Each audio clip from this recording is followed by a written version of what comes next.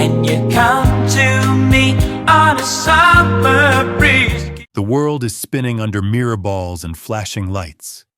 Every radio, every club, every street corner echoes the same pulse.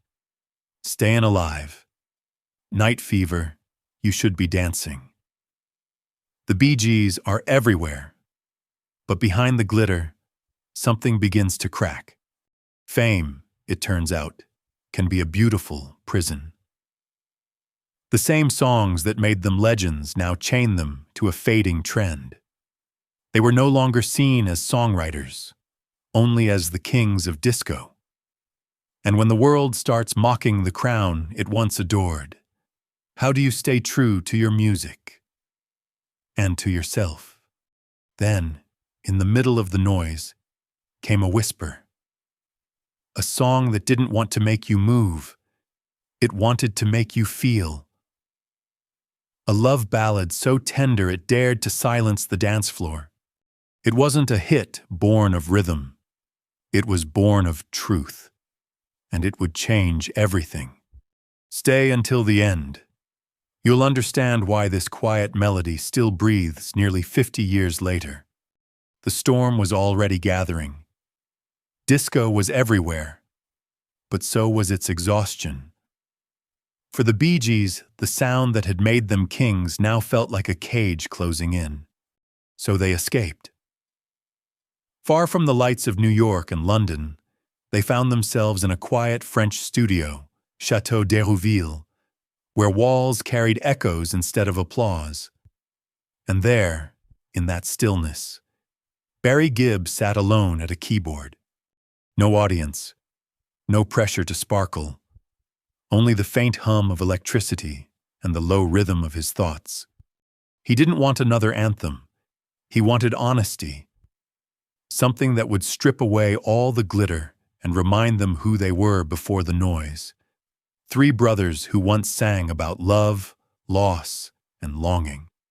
The first chords came softly, simple, almost too simple. But when Robin and Maurice joined in, harmony bloomed like morning light after rain. I know your eyes in the morning sun.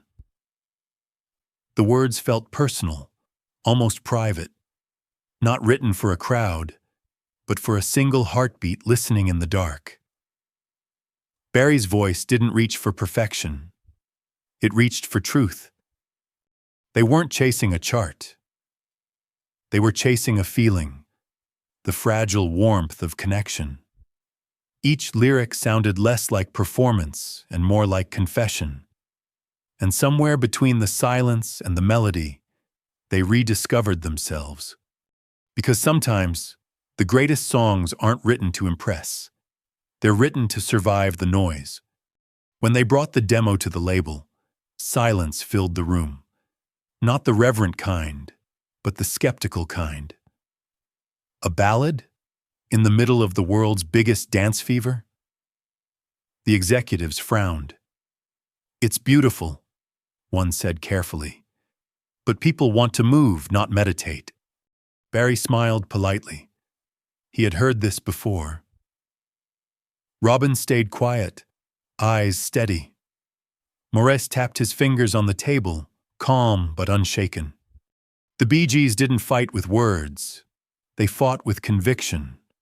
They knew that disco was fading, that glitter loses its shine, and when it does, only melody remains. Back in the studio, the rebellion began.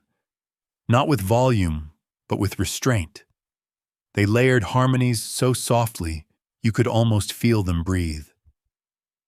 Barry's falsetto, once a symbol of showmanship, became something intimate, almost fragile.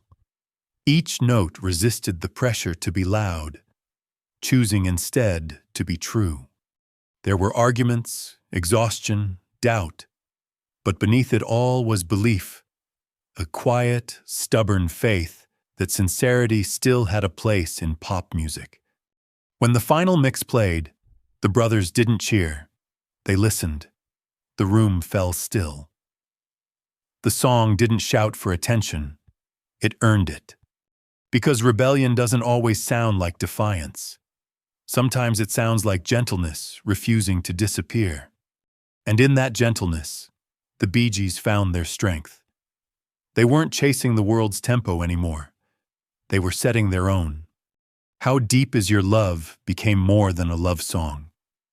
It was a statement, whispered, not screamed, that art could still be human, even in an age of noise.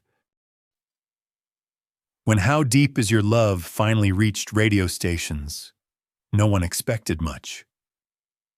A soft ballad in a year ruled by disco beats and flashing strobes. It felt almost naive. But then, something happened.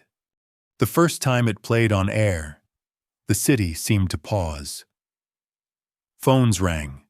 Listeners called in, asking, "What was that song? Play it again." DJs, sensing the magic, broke protocol and spun it twice, 3 times, 14 times in a single night. The world didn't just hear the Bee Gees again. It felt them. The tenderness, the restraint, the warmth. It was everything the era had forgotten. And then the miracle grew louder. The song climbed to #1 on the Billboard Hot 100, staying there for weeks. But more than that, it reshaped how people saw the Bee Gees. They were no longer the glittering princes of a fading trend. They were craftsmen, composers, storytellers. Even the critics who once dismissed them had to pause. Here was proof that vulnerability could conquer charts, that sincerity could outlast spectacle. And the irony was poetic. The ballad that broke the disco stereotype ended up anchoring the Saturday Night Fever soundtrack, the very project that had defined disco itself. Yet in the middle of the lights and the rhythm, this song stood still, a candle in a storm. It didn't demand to be danced to. It invited you to feel. And in that invitation, it transcended time. Because sometimes, truth doesn't roar. It simply sings, softly, steadily, until the world learns to listen. Maybe you've heard this song 100 times, in cafes, in cars, in the quiet hours between days. But somehow, it still feels new. Because it isn't just music, it's memory. A reminder of when songs were made to mean something. When a voice could hold both strength and fragility in the same breath. When Barry Gibb asked, "How deep is your love?" he wasn't just singing to one person. He was asking all of us, how deep is your care, your faith, your tenderness in a world that forgets softness? And maybe that's why it lasts. Because beneath the rhythms and headlines, we still crave what's real. Connection, honesty, and a melody that feels like home. If stories like this remind you that beauty never fades, that truth still sings, even in silence, stay with us. Here, we remember the songs that refused to die, and the souls brave enough to create them. Because legends never fade. They simply keep singing, from one heart to another. Some stories don't end. They keep echoing inside us. If this one stirred a memory, a feeling, or a truth you almost forgot, stay close. Because here, every song has a heartbeat, every voice has a story, and every silence still holds meaning. Together, we keep the echoes alive, not just to remember the stars, but to remember a part of ourselves that still believes in beauty, honesty, and timeless music.